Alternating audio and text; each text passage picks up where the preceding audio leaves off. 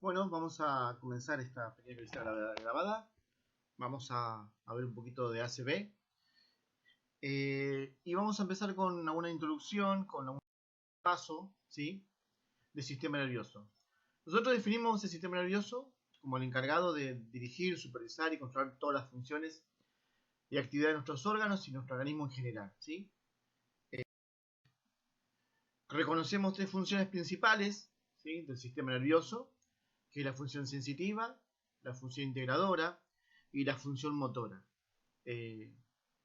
Sabemos, ¿sí?, que estas tres funciones principales lo que van a llevar es que nosotros podamos hacer las actividades diarias y para hacer todas las actividades que hacemos habitualmente, ¿sí? Desde poder sentir frío o calor hasta poder pensar alguna actividad durante el día y, por supuesto, realizar todo lo que son movimientos y actividades. En esto se basan las tres principales funciones. Nosotros dividimos al sistema nervioso, ¿sí?, en dos sistemas principales, que es el sistema nervioso central y el sistema nervioso periférico.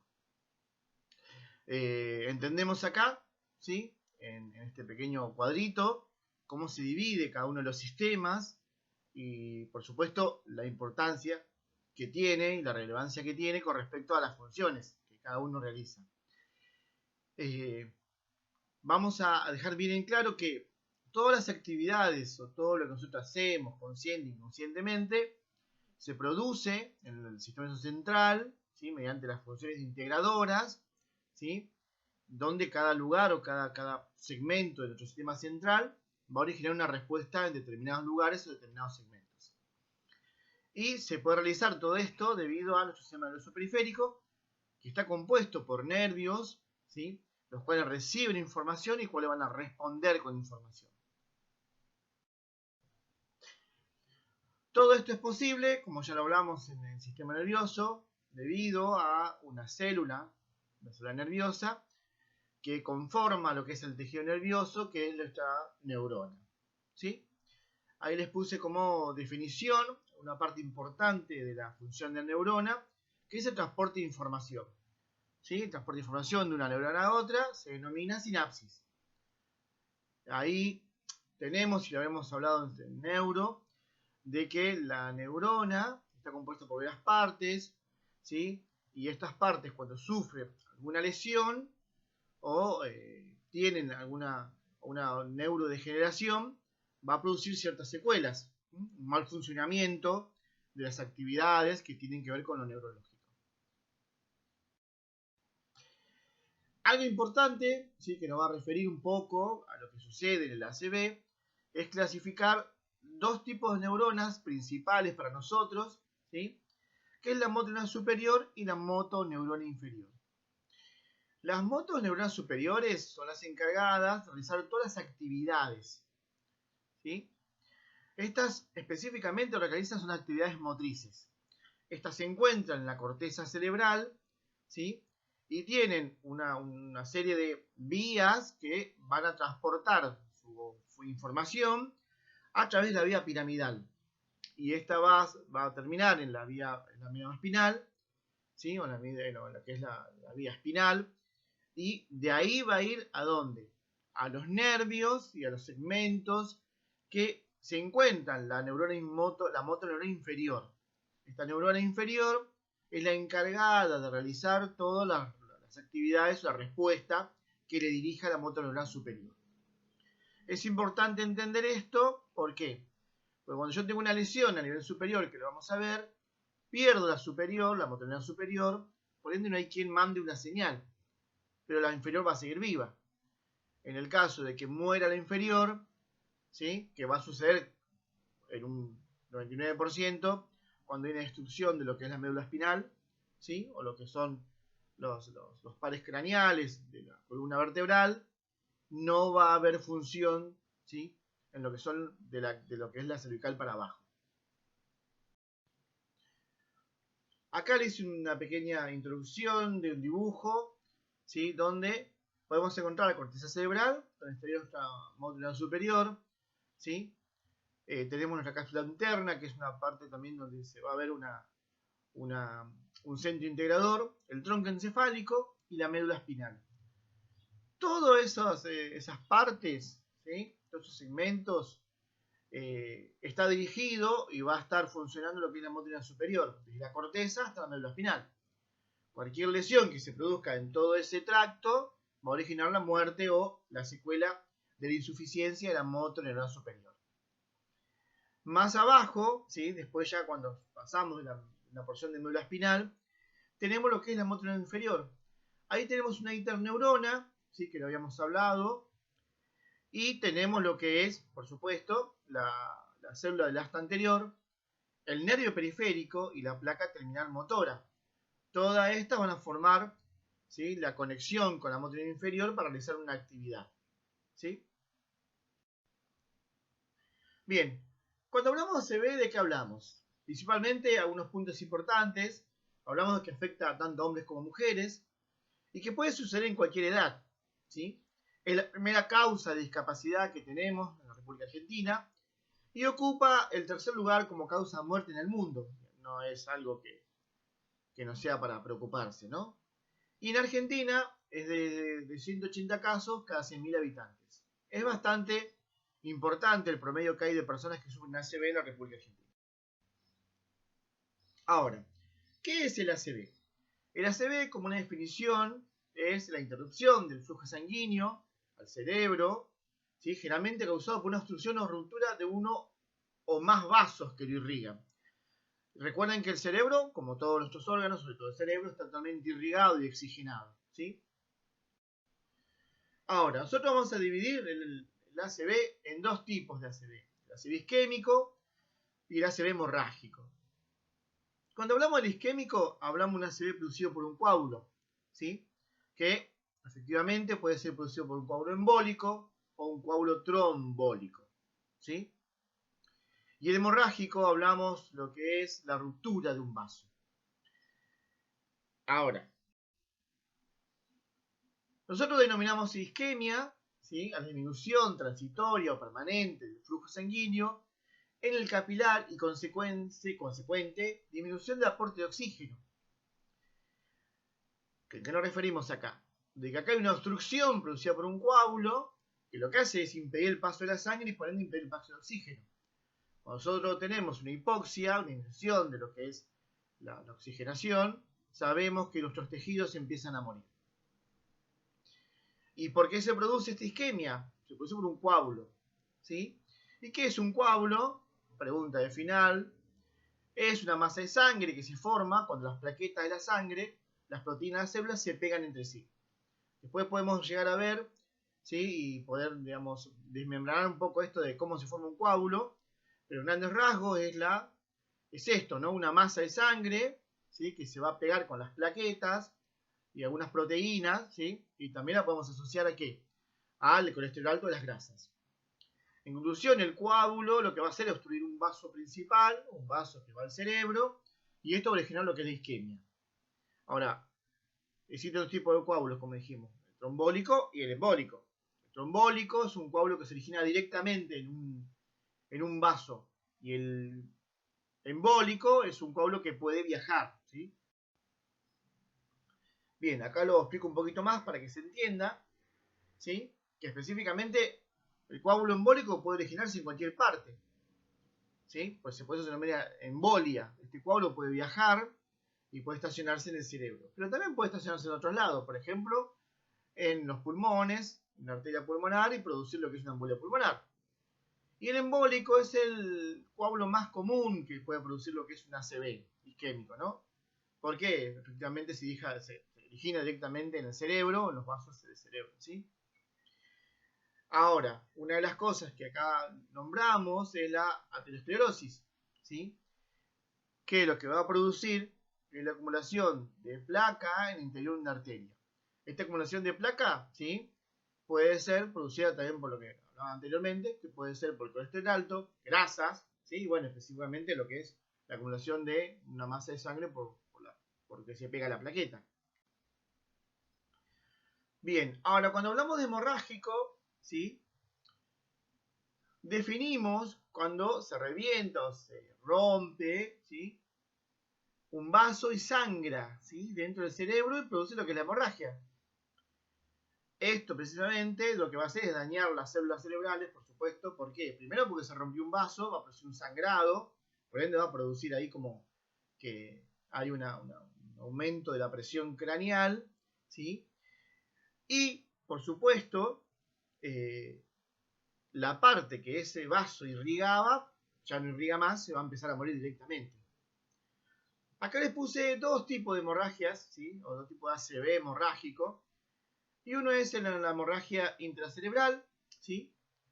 Esto quiere decir que la hemorragia se va a producir por una hemorragia en el cerebro. Esto puede ser específicamente por un traumatismo, ¿sí? Que produce la ruptura de un vaso. Y a eso también se denomina hemorragia cerebral. Y otra hemorragia que quizás no es tan común o quizás no la vemos tanto a nivel de lo que llamamos ACV hemorrágico, es la hemorragia subaracnoidea, ¿sí? Es la que específicamente se produce en un accidente cerebrovascular, una ruptura de un vaso, y esto va a hacer que esa sangre se vaya o se traslade, ¿sí? por el aumento de la sangre, de la hemorragia, hacia lo que es una de las capas, ¿sí? Una de las membranas, perdón, que recubre el cerebro, que son la aracnoidea. Esta sangre se va a distribuir dentro de lo que es entre subaracnoidea y va a producir, bueno, esta hemorragia bastante compleja porque ahí hay determinadas secuelas bastante complejas. Bien, acá tenemos dos dibujitos muy específicos, ¿sí? Donde uno se ve lo que es la hemorragia digestiva, perdón, no sé por qué dije hemorragia digestiva. Lo que ve es el ácido hemorrágico, ¿sí? Donde hay un sangrado ahí, la ruptura del vaso, ¿sí? Se ve bien cómo se produce el sangrado. Y la otra es la producción del coágulo, ¿sí? En el coágulo lo que ustedes ven es dos cosas y dos puntos importantes a tener en cuenta. ¿Ven ahí en lo que dice ácido isquémico el vaso? Lo que ven de blanco sería lo que son las placas, por ejemplo, de grasa o colesterol. Y lo que ven de rojo es el coágulo pegado, ¿sí? Que origina la obstrucción. Bien, acá tenemos una resonancia de un ácido hemorrágico, donde bueno, evidentemente en este estudio está muy bien plasmado cómo está el sangrado, el rojo vivo, ¿sí?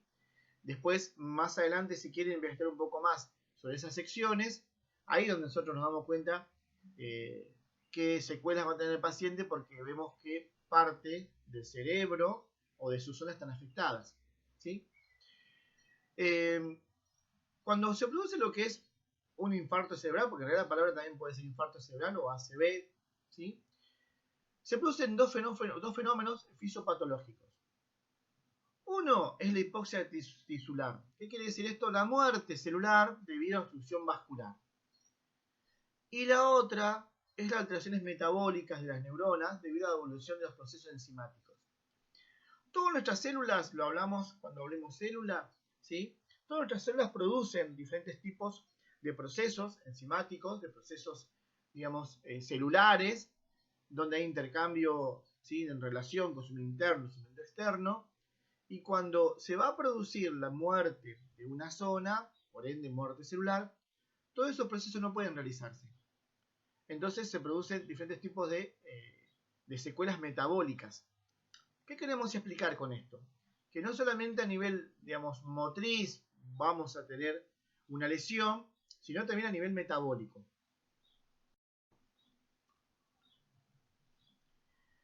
Bien, hay factores, ¿sí?, que interfieren en la producción de infarto o de la ACV,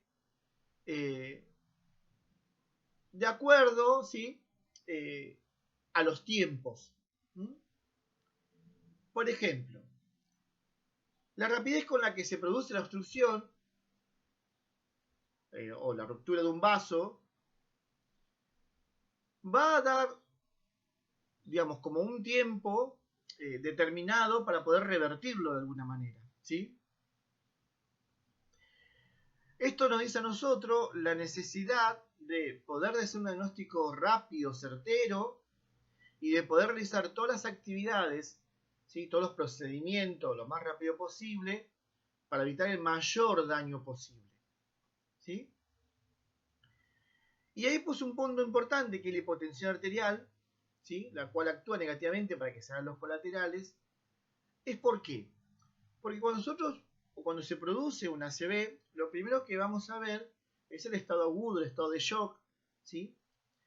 Pero después, durante el proceso, ¿sí? Que va pasando el agudo, y ese vaso se pierde, hay disminución, ¿sí? De lo que es el flujo de irrigación, ¿sí? Con fuerza hacia lo que es el cerebro. Por eso se dice que hay una hipotensión arterial. Si yo tengo disminución del flujo de sangre, voy a tener disminución de carga de oxígeno, por ende, ¿sí? En las hipoxias cerebrales va a haber más daño cerebral. Por eso hay que, como decía al principio, hay que tratar de diagnosticar lo más urgente posible y de poder realizar las maniobras, el procedimiento, lo más rápido posible. Bien, como siempre vamos a terminar hablando de los factores de riesgo, ¿no? ¿Qué es un factor de riesgo? Cuando hablamos de factor de riesgo, ¿qué es lo que es?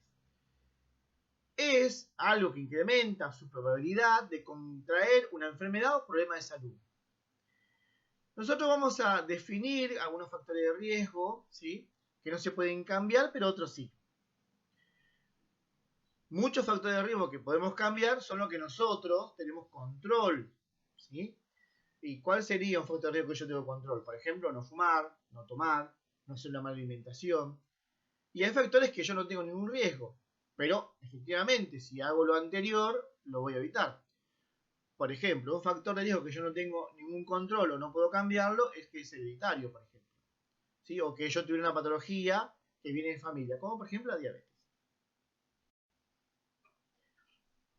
Bien, acá pusimos, o les puse algunos puntos fundamentales, ¿sí? Que hemos hablado en clase, sobre factores de riesgos. ¿Sí? Bueno, el principal, el tabaquismo, la hipertensión arterial, el colesterol, la obesidad, la diabetes, los anticonceptivos en las mujeres, el estrés, drogas, alcoholismo y sedentarismo. Todo esto y cada uno de estos tiene un porqué, ¿sí? Lo vamos a desmenuzar un poco más en clase, pero ya lo hemos hablado en otras patologías, ¿sí?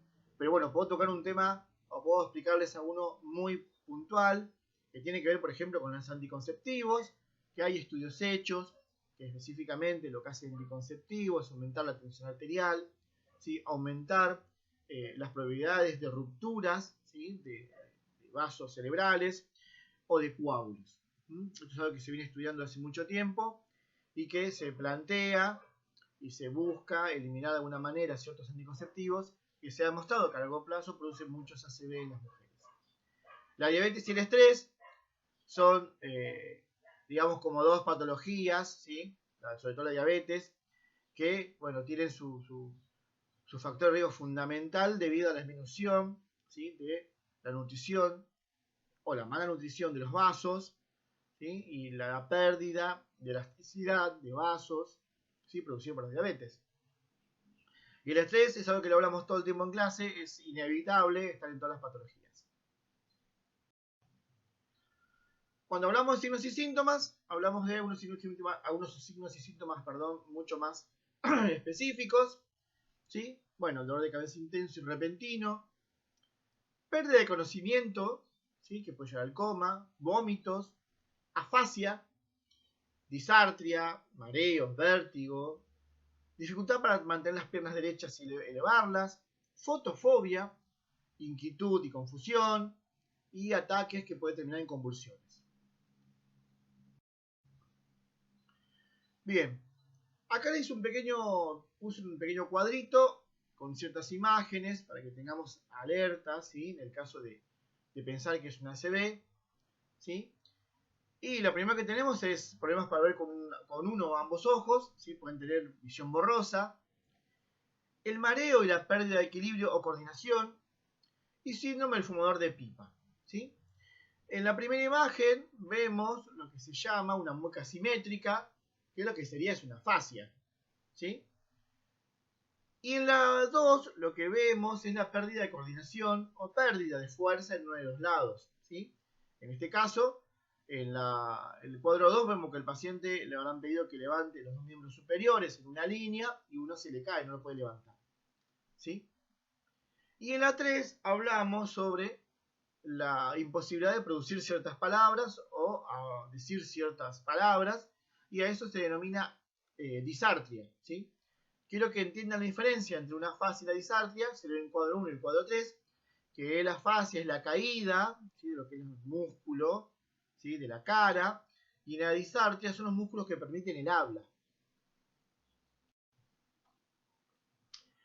Bien, vamos a dar algunos ejemplos, ¿sí?, para el tratamiento, ¿sí?, del hemorrágico y el isquémico. En ambos casos, ¿sí?, siempre se va a buscar manejarlos con fármaco, ¿sí? Pero puse acá unos puntos fundamentales que usted tiene que tener en cuenta. Lo primero es el manejo de la homeostasis, ¿sí?, el equilibrio del cuerpo. Y yo les decía en una primera instancia de que si hay una muerte de neuronas, ¿sí?, de células, hay una pérdida de lo que es la actividad celular y puede haber una pérdida de metabolismo, ¿sí? Si yo pierdo el metabolismo, ¿sí?, o pierdo, digamos, algunos componentes que mantienen el metabolismo, voy a perder la homeostasis, o sea, voy a perder el equilibrio interno del cuerpo. Entonces hay que ver dónde están los desequilibrios para poder compensarlo. El manejo de la presión intracraneal, que puede ser con fármaco y también se hace tratamiento quirúrgico. ¿Por qué? Porque hay que drenar ese sangrado, ¿sí? Y ahí cuando hablamos, por ejemplo, de que tenemos el manejo de la presión intracraneal y hablamos de fármaco, hablamos que se van a usar fármacos para disminuir ¿qué? Lo que es la inflamación cerebral, ¿sí? El edema cerebral. Por eso utilizar fármaco y también se usa el tratamiento quirúrgico. Puse un poquito más al costado el control de tensión arterial, la permeabilidad aérea y oxigenación y el control de glucemia. ¿Sí? ¿Por qué? Porque va a haber una pérdida de ciertos metabolismos, ciertos órganos y ciertos controles del cerebro sobre ciertos órganos, y esto puede producir una hiperglucemia, por ejemplo. Bien, algunos trastornos, ¿sí?, que quiero que tengamos en cuenta, que los pueden ir buscando después, son los trastornos motores, hemiparesia, hemiplegia, alteración del tono muscular, presencia de movimientos anormales, trastorno de la percepción. Y esto lo pueden buscar para que lo puedan estudiar. Agnosias, apraxias y, por ejemplo, algunas asimetrías del esquema corporal. Y los trastornos sensitivos, superficial y profundo. Bien, acá ¿sí?, vamos a completar todo lo que puede producir una ACV. Bueno, amnesia, afasia, ¿sí?, trastornos emocionales, trastornos conductales, demencia, deterioro cognitivo, apraxia, diplegia, hemiplegia, ¿sí?, un déficit visoespacial, ¿sí? Todo esto, ¿sí?, aunque parezca que uno ve una ACV o ve un paciente en ACV y dice, bueno, solamente tiene la mano en garra y el pie en forma de guadaña, bueno, todo esto son las secuelas que puede producir una ACV. Bien, acá puse algunos puntitos para tener en cuenta sobre los tratamientos, que ella va a formar parte de las secciones de enfermería, ¿sí? Bueno, entonces comenzamos con algo muy común, que en el caso de lo que es un coágulo, se va a administrar un fármaco, ¿sí?, para disolverlos, un anticoagulante, ¿sí? Siempre es bueno que el tratamiento se comience de 3 a 4 horas y media desde que los síntomas empezaron. Esto hablaba yo de que tiene que haber un diagnóstico rápido, certero, para poder trabajarlo y para poder evitar más secuelas. Y siempre el tratamiento de administración de fármacos va a depender, ¿sí?, de la causa del accidente cerebrovascular, ¿no? Si es por hipertensión, si es por estrés, si es por determinadas causas, se va a dirigir el tratamiento. Lo separamos en dos partes. Yo tengo un sangrado, bueno, voy a hacer algo para retener ese sangrado, para poder liberar esa sangre, ¿sí? Pero también voy a tratar la causa que produjo ese sangrado, ¿sí? Que quede claro eso. Y como anticoagulantes, que es lo que más por ahí quizás nosotros vamos a reconocer y usar, bueno, está la heparina, ¿sí?, el ácido acetilsalicílico, que es la aspirina, por supuesto, medicación para controlar los síntomas de hipertensión arterial, por supuesto de una hipertensión arterial, ¿sí? Y algunos procedimientos especiales como para, bueno, ahí pusimos como cirugía o para aliviar los síntomas. Y los procedimientos especiales en realidad sería anterior y posterior. Voy a buscar después del ACV que no vuelva a repetir el ACV, ¿sí? Ahí se va a hacer un amplio examen, se va a determinar por qué fue y vamos a tratar de evitar las causas, ¿sí?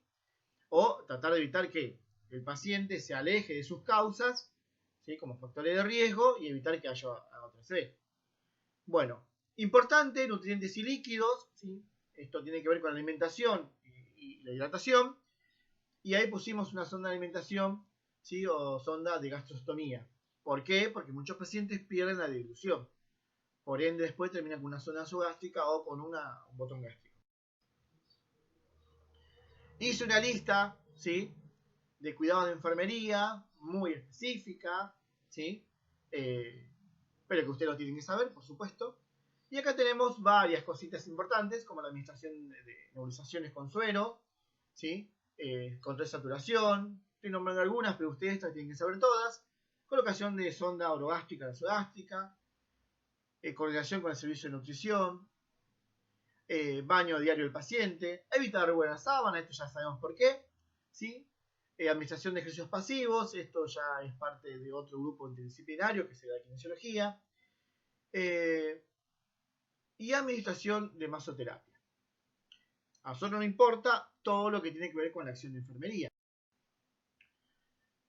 Importante acá registrar por turno si el paciente ha defecado, número y característica, esto tiene que ver con el balance, ¿sí? Y también si el paciente no se está extinguiendo.